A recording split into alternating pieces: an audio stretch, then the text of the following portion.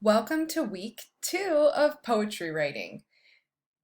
Before I get started, I just want to mention the goal of these PowerPoint presentations is to help supplement the work that you're doing through the week, to help you build understanding, but also to try out some of the new things that you're learning. So as we go through the video, there may be moments that you need to pause and do something and then start the video again. So just be aware of that as we go. All right, so already we're going to pause. This is the warm-up for this week, and the warm-up is to write 3 or 4 lines of poetry inspired by the room you are in at this moment, using at least 2 concrete images. So go ahead and pause, write your poem, and then come on back. This week we're talking about music in poetry, and sometimes poetry is about meaning, literal meaning of words. Other times it's just about the meaning implied by the sound of the words.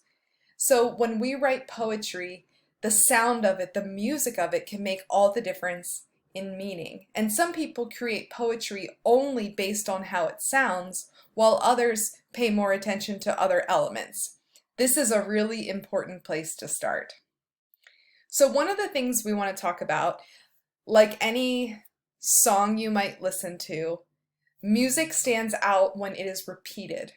Okay, so if there is a rhythm that you have in a poem and you repeat it, it makes it stand out more. We can think about back in the day, early writing in the English language was written usually in meter, especially poetry.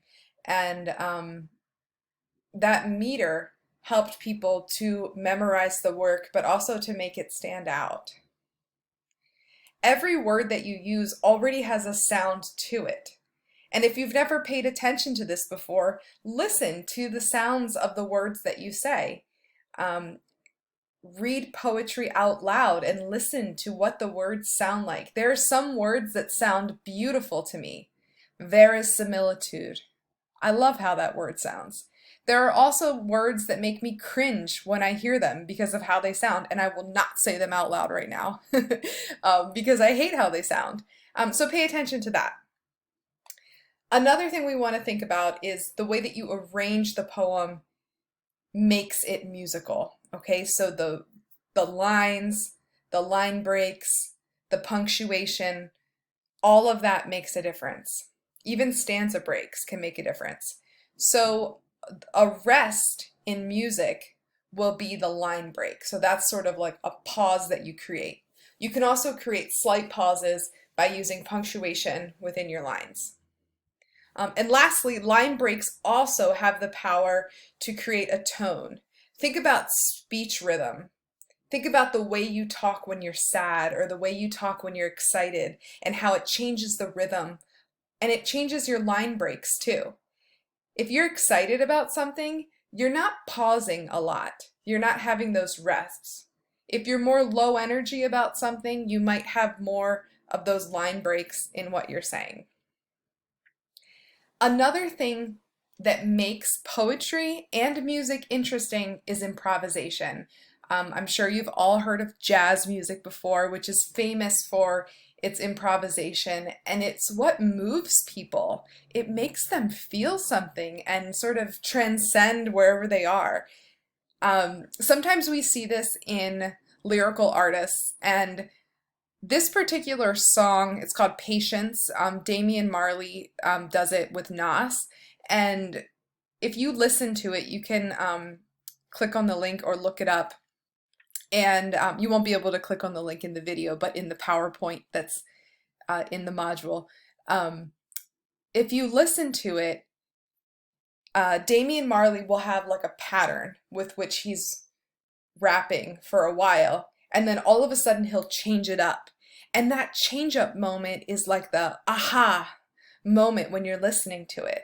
And this is, I mean, some of your favorite artists probably do the same thing, but this is just one example of how you have this pattern, then you flip it, and it's like, whoa, it makes you like tingle, right? It's like amazing. You feel so much in that shift. So think about improvisation in your work as well. One way to understand the music of poetry, your writing and other people's writing, is by doing scansion. So you can see that we have these little curved lines here and also the little straight lines. And these are how we scan a poem, okay? So this means an unstressed syllable, and this means a stress, okay? There's also lines here to show where the different feet are. A feet is a group of syllables. So in this particular line, there are 1, 2, 3, 4, 5 of unstressed stress. So this is pentameter, 5. 1, 2, 3, 4, 5. I'm going to read it really emphasizing the stresses, and then I'm going to read it normal. This sunlight shames November where he grieves. So you can see how it's unstressed, stress. This sunlight shames November where he grieves. In dead red leaves and will not let him shun. The day, though bough with bough be overrun. Okay, so you get sort of that rhythm with it. And this is very purposeful in the scansion of this, that Rossetti wrote it in this way. So pay attention to this, and this is a skill that you can use to identify how you are using music in your writing and how other authors are using it in their writing. Okay, here's another exercise. I want you to look at a poem of yours. Notice the difference between a line that ends with a stress versus a line that ends with a non-stress, and how it sounds and how it feels and how it goes into the next line. Then I want you to try to scan a line of your own poetry just to see what your patterns are. You might find that you tend to write in a certain way and you have a specific pattern that you didn't even know you had. So pause and come back when you're ready. Here is another exercise for you to do now or when you have a chance. And you're going to go outside and focus on one thing you see that is moving, okay? In writing, you're going to describe its movements. So write down what its movements are. Then what I want you to do is scan its movements for pauses and for stress, unstress, if that makes sense. So you'll essentially make a poem of just stress, unstress, stress, stress, stress. So if a tree, for example, is blowing in the wind and it's sort of like violently blowing and it's like stress, stress, and then it kind of shifts a little, unstress, and then it stops, line break. And then it moves a little bit, unstress. It moves a little bit more, unstress, and then violent movement, stress, stress. It stops. Line break. So I want you to scan it, okay? Scan the movement of something you see. And then after that, fill in words that match the meter so that you have this unstressed stress. Don't worry too much about what it means. Just find a word that works and see what you come up with. The next few slides are from the reading to get you to think a little bit more about the themes of this week and also to prepare to write a response paper.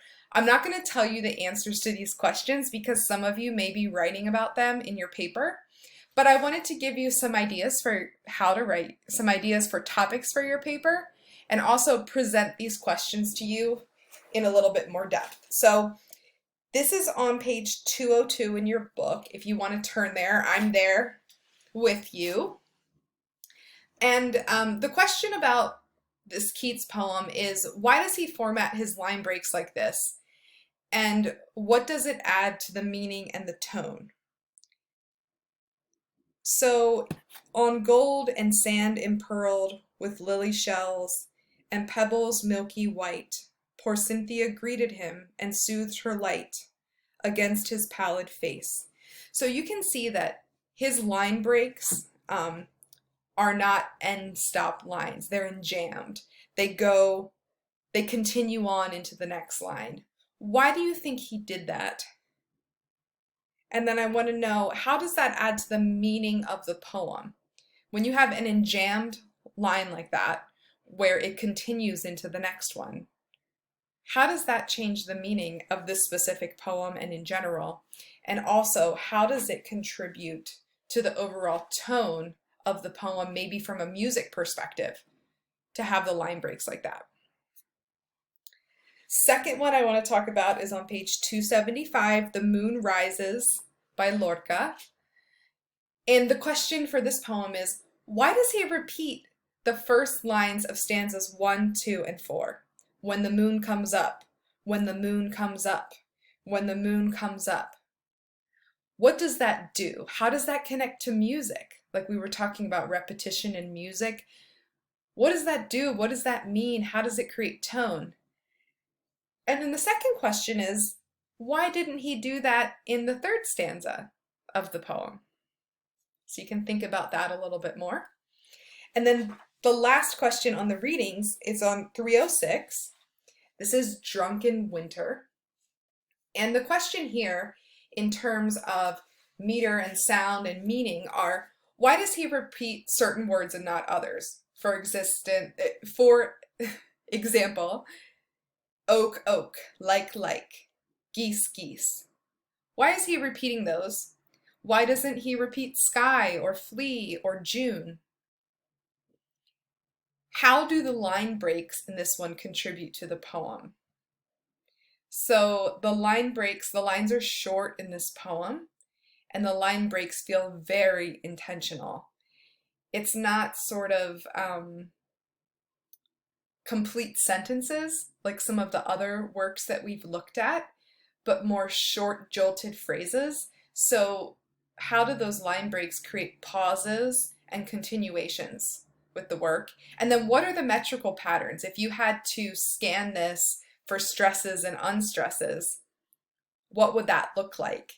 And how do those patterns support the poem's purpose and the tone? Like, think about tone when you think about stresses. Okay. Another topic of this week is the two languages. What is the difference between prose and poetry? So that's what we're beginning to think about.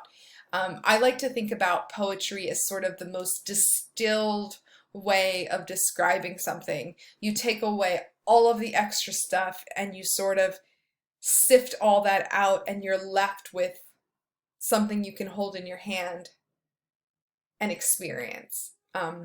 So thinking through what that is. And I want you to think also, as you're reading and working through your work, do you agree with Koch's ideas about the two languages that he brings up? Here's another exercise if you want to pause it. I want you to take this paragraph from The Telltale Heart by Poe and turn it into poetry. So take it from prose sentences, poem, okay? Go ahead and do that and then come back, and then I'm going to show you my version of it. But don't look at mine first, because I want you to kind of do it on your own and see what you come up with. Here's my poetic translation. Satisfied, I convinced them. They sat like familiar things while I was pale and wished them gone. A ringing in my ears and their chatter. My tongue grew loose to loosen the ringing not within my ears. So that was my go at it. I'd love to see your go at it if you want to send it to me in an email to see how you translated that from prose to poetry. And the idea of this exercise is just to really enmesh you in that process, that you understand the difference between the two. Another exercise for you this week, as we are just getting into the course, we want you to think about your writing process a little bit more. Like, what do you do? What is your process? What are all the steps, from things that you do in your head to things you write down to revisions you make? Where do you write? Do you type? Do you handwrite? Do you have a journal? Do you write on napkins? Do you get all your ideas in the shower? This is all a part of your process. And it would be great if you could make a diagram to show how your process works, especially right now, because I'd like to see then how it shifts as we go through the semester. So this is another exercise for you To complete,